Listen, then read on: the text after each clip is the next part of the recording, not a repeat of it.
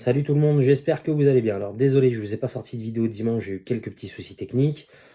Et pour me rattraper, je vous sors cette vidéo un petit peu spéciale parce qu'elle m'a été demandée et je trouve que c'est un sujet hyper intéressant. Alors il faut savoir que les faits que je vais vous énoncer sont sujets à controverse aujourd'hui dans le monde scientifique, mais du coup c'est mon avis que je vais vous donner. Donc je vais vous parler de cette question que beaucoup de personnes se posent, anaconda mangeur d'hommes ou pas? Alors, le genre Onectes a été décrit par Wagner en 1830 et ce genre se compose de 4 espèces. On va retrouver l'anaconda jaune, qui est le plus petit représentant de la famille, Onectes noteus. Alors, oui, je reprends mes notes parce qu'il y a des noms qui sont pas simples à prononcer. Donc, Onectes noteus, généralement, les femelles font jusqu'à 2,50 m, 3 mètres. Les individus de 3 mètres sont très rares, mais ça peut arriver. Ensuite, vous avez le plus grand représentant, Onectes murinus. Alors là, les femelles peuvent faire jusqu'à 6 mètres en général. Il y a des individus de 7 mètres qui ont été rapportés, mais on n'a pas de preuves scientifiques. Et c'est des serpents qui sont les rois des poids lourds. Ils peuvent peser entre 150 et 200 kg. Alors c'est pareil, vous allez entendre parler de 220 kg, mais là c'est pareil, on n'a pas de retour scientifique, il n'y a aucune pesée qui a été vérifiée par le Guinness. Donc je reste sur des fourchettes assez vastes, 150 à 200 kg. Ensuite, vous allez avoir l'anaconda moucheté, donc Onectes de Shawensei, donc qui lui est un peu plus petit. Et ensuite, on va avoir Onectes beniensis, qui reste un petit peu plus petit. Généralement, les femelles vont mesurer jusqu'à 3,20 m. Pourquoi ce sujet est controversé dans le monde scientifique? Pourquoi est-ce qu'il y en a qui disent que les anacondas ne sont pas capables de manger des hommes, et d'autres qui pensent que oui? Alors déjà, premièrement, parce qu'il est très difficile de trouver un serpent qui a avalé un homme, même si c'est déjà arrivé, et je vais vous en parler un petit peu plus tard. Et deuxièmement, parce que je pense que les scientifiques ne veulent pas diaboliser ces serpents, et ce n'est pas le but de cette vidéo. Le but de cette vidéo, c'est de vous exposer des faits et de rester le plus neutre possible par rapport à ce qui pourrait ou ne pourrait pas arriver. Alors, je vous parlais de serpents qui avaient déjà mangé des hommes. Il y a quelques années, il me semble que c'est 2018, si je ne vous dis pas de bêtises, une femme a disparu dans un village indonésien et les villageois avaient vu quelques jours auparavant un gros python réticulé traîner autour du village. Il faut savoir que python réticulé, c'est un animal qui peut aller jusqu'à 9 mètres niveau taille, donc c'est énorme, et c'est lui qui détient le record du serpent le plus grand au monde, et ça peut peser jusqu'à à peu près 100-120 kg. Donc ils ont chassé le serpent, ils l'ont capturé, ils l'ont tué, et quand ils ont pratiqué l'autopsie du serpent, ils ont trouvé le corps de cette femme, qui était âgée de 60 ans, il me semble, dans le ventre du serpent. Elle était déjà à moitié digérée, donc ça faisait plusieurs jours qu'ils l'avaient chassée, et c'est l'un des rares cas de serpent ayant mangé un homme qui soit avéré. Alors quand je dis homme, c'est homme avec un grand H. Ensuite, il y a un autre cas en Afrique. Là, c'est deux garçons qui sont partis dans les champs. Et l'un des deux garçons s'est fait attraper par un python natalensis, donc le fameux African Rock Python. Et l'autre, son compagnon, voyant son ami en difficulté, est allé chercher un fermier à plusieurs kilomètres. Et quand ils sont revenus, le petit garçon avait disparu et le serpent avec. Donc les autorités ont laissé penser que le garçon avait été mangé par le python et que celui-ci était retourné se mettre à l'abri dans son terrier, à savoir qu'ils n'ont jamais retrouvé l'animal. Mais il y a plein d'autres histoires comme ça qui existent où des êtres humains auraient été mangés par des serpents, et notamment en Amazonie, où des êtres humains auraient été tués et mangés par des anacondas. Maintenant, on va prendre le côté rationnel de la chose. Il y a une étude qui a été faite il y a plusieurs années de ça et qui est passée sur Nat Geo, où des scientifiques ont harnaché un petit canard avec plein de câbles et où ils l'ont donné en pâture à une femelle anaconda. Ou c'était un mâle, je ne sais plus. Bref, là vous allez avoir les images. Body temperature. Moving around the duck's head, she's positioning herself for the perfect strike.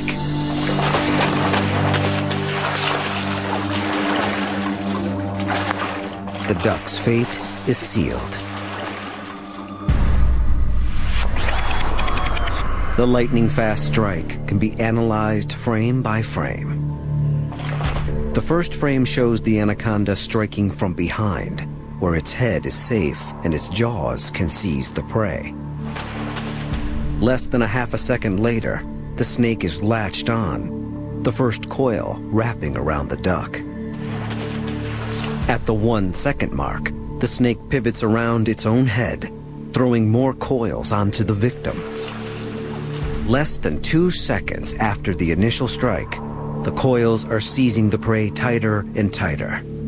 The victim pulled deeper into the snake's death squeeze.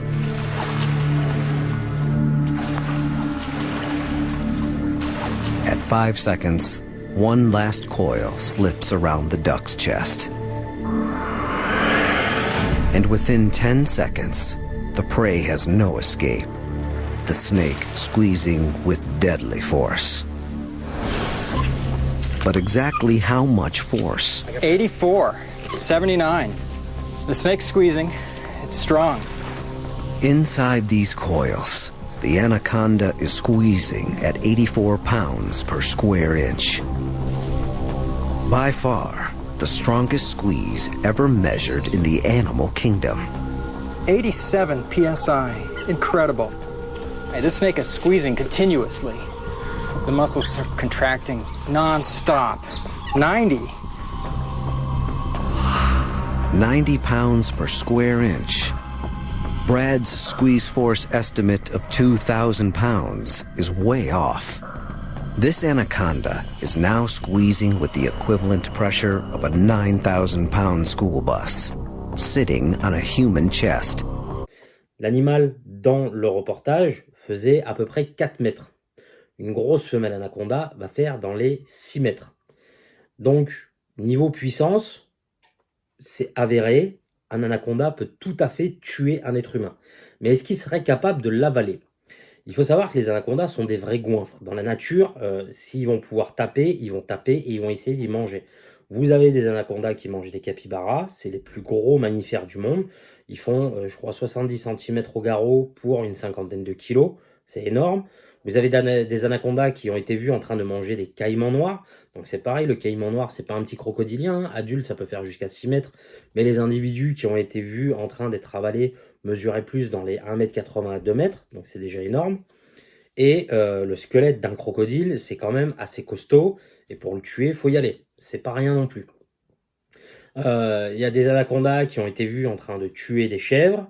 Il y en a même qui ont été vus en train de s'attaquer à des vaches. Donc c'est réellement des goinfres. Maintenant, est-ce que physiquement parlant et physionomiquement parlant, il serait capable d'avaler un homme? Personnellement, je pense que oui.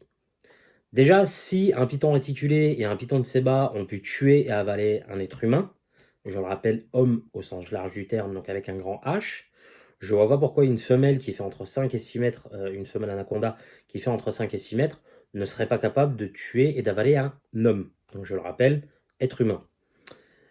Mais il y a une particularité chez les serpents qui est assez étonnante, et vous allez très vite comprendre pourquoi est-ce que je dis ça. C'est que les serpents ont les os du crâne qui sont très élastiques et la peau qui est très élastique. En fait, ils sont capables d'ingurgiter des proies qui font 1,5 fois à 2 fois leur taille. La circonférence d'un anaconda, c'est 30 cm. Si on prend la largeur des épaules d'un être humain, donc de là jusqu'à là, on le prend en largeur, sur un enfant, vous allez être aux alentours de 40 à 50 cm. Donc ça peut tout à fait passer par la gueule d'un anaconda. Maintenant, il y a des gens où ça peut choquer. Moi, je peux partir sur des faits qui sont avérés. Il faut savoir qu'il y a beaucoup d'histoires en Amazonie qui tournent sur des anacondas qui avalent des êtres humains.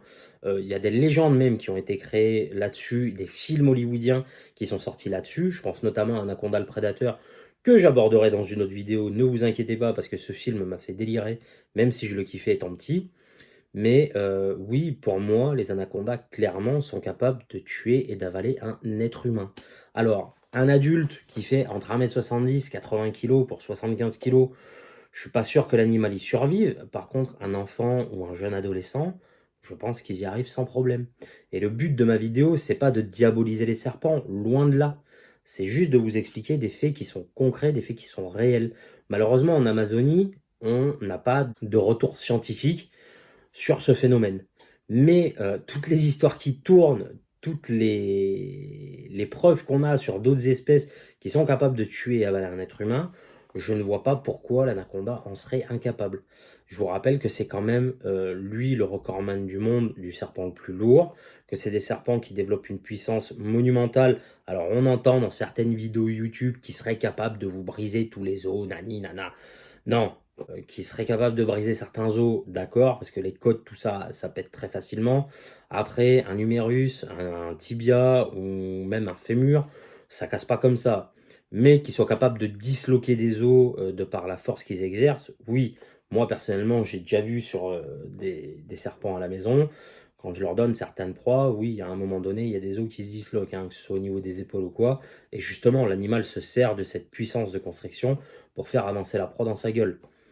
Mais oui, clairement, pour moi, l'anaconda vert, dans Connectes murinus, est tout à fait capable de tuer et d'avaler un être humain. Alors c'est pareil, c'est pas une vidéo qui est faite pour être putaclic, je le rappelle. Personnellement, je me sers de bouquins, j'étudie la chose, et quand on lit toutes les histoires, tous les rapports d'attaque qu'il y a, c'est quand même assez impressionnant. Maintenant, là où il faut faire attention avec ce serpent, plus que la constriction, parce qu'une femelle de 6 mètres, ça se croise pas à tous les coins de rivière, c'est la morsure qui va être dangereuse. Parce que les dents d'un anaconda sont incurvées vers l'arrière, donc c'est des véritables hameçons. Et cette morsure va déjà vous infliger une blessure qui peut être assez grave, mais aussi faire pénétrer dans votre organisme des bactéries qui, elles, peuvent derrière engendrer une infection généralisée, on appelle ça une septicémie, et vous tuer. Donc, clairement, si vous allez en Amazonie, faites gaffe où vous vous baignez, hein. C'est pas des serpents qui sont à prendre à la légère. Moi, personnellement, mon avis sur la détention de ces animaux-là, clairement, c'est des animaux qui ne devraient pas être détenus en captivité. Et à mon sens, c'est des animaux qui devraient être détenus dans des conditions qui sont quand même très sécuritaires et très adaptées, parce qu'une femelle de 6 mètres, c'est quand même pas rien. On ne connaît pas la longévité de cette espèce, on connaît en captivité, mais en milieu naturel, on ne la connaît pas. Alors c'est pareil, il y a des histoires d'anacondas géants qui tournent, 15 mètres, 20 mètres. Je pense que si un animal de cette taille existait, on aurait eu des traces depuis longtemps. Mais on n'est pas à l'abri un jour de découvrir une femelle qui peut atteindre les 8-9 mètres, et dans ce cas-là, ça en ferait le premier ex-aequo avec le python réticulé. C'est ça qui est formidable avec les serpents, c'est qu'on ne sait pas tout et il y en a plein à découvrir.